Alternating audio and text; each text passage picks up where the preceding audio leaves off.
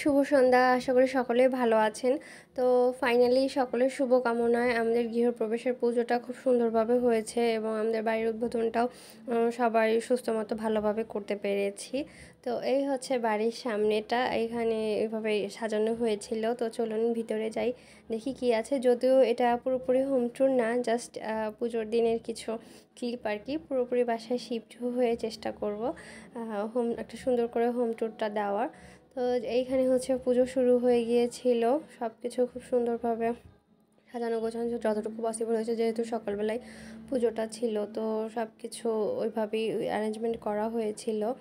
এখানে হচ্ছে সৌমির দাদা মানে আমার শ্বশুরমশাই পুজোতে বসেছিলেন, আর ওইদিকে হচ্ছে আমাদের এই বাড়ির পুজোর পাশাপাশি ওদিনকে রাধা মাধবের প্রতিষ্ঠাও ছিল। তো আমরা দুটোই আর কি একসাথে করেছি, যাতে আর কি সব কিছুই মানে ভালোভাবে করা যায়, সুন্দরভাবে। এই হচ্ছে আর কি। তো এখন হচ্ছে ওই নারায়ণ পুজো বা বাস্তি পুজোটা শেষ হয়ে যাওয়ার পরে গৃহপ্রবেশের যে মেইন রিচুয়ালসটা ওইটার পালা।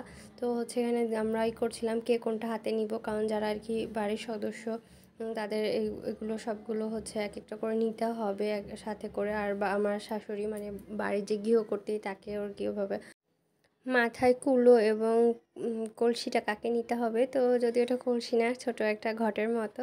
তো যাই হোক, এখানে এসে হচ্ছে আমরা সব নির্দেশনা অনুযায়ী সবাই দাঁড়িয়ে গিয়েছিলাম। তো আমাদের বাসাটা হচ্ছে রাস্তার সাথেই, মানে মেইন রোডের ভিতরে যে রোডগুলো থাকে না, ওই রকম আর কি, রোডের একদম সাথেই। তো যার কারণে সামনে থেকে রিক্সা বা অন্যান্য গাড়ি, যেগুলো ছোট ছোট গাড়ি আছে, ওগুলো সবসময় যাওয়া আসা করে। এই যে সৌমিরানি ফরফরানি চলে এসছে। তো এ তো এক জায়গায় স্থির থাকার লোক না।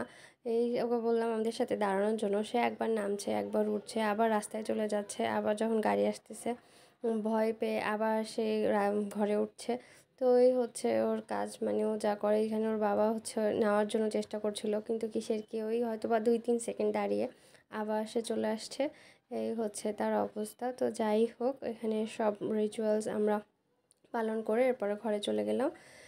তো ঘরে চলে যাওয়ার পরে আরও বাকি কিছু আরও নিয়ম ছিল।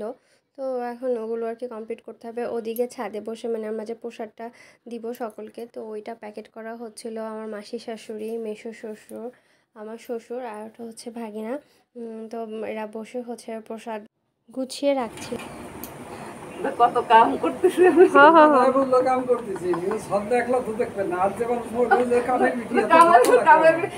কামের ভিতরে বুঝবেন না রে, কারণ এত না, এই ভিডিও তো সাইডে দিব, খালি তো সবাই দেখবে অনলাইনে যারা যারা আছে।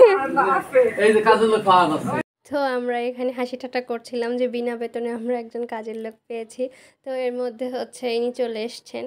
তো আমাদের ছাদে যেহেতু এখনও বাউন্ডারি দেওয়া হয়নি চারপাশ দিয়ে, তো এর কারণে আমরা ওকে ছাদে তেমন একটা নেই না, মানে ও তো স্থির থাকার মানুষ না, তো যার কারণে হচ্ছে নেই না। তো এখানে বাকি পুজো হচ্ছে।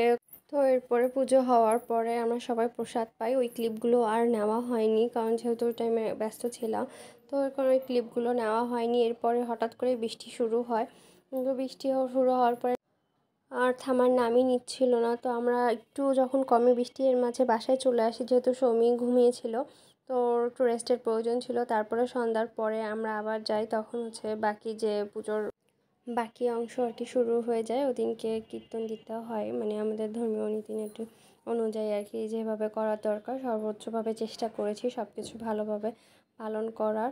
তো জানি না কতটা হয়েছে, তবে আমাদের দিক থেকে সর্বোচ্চভাবে চেষ্টা করেছি।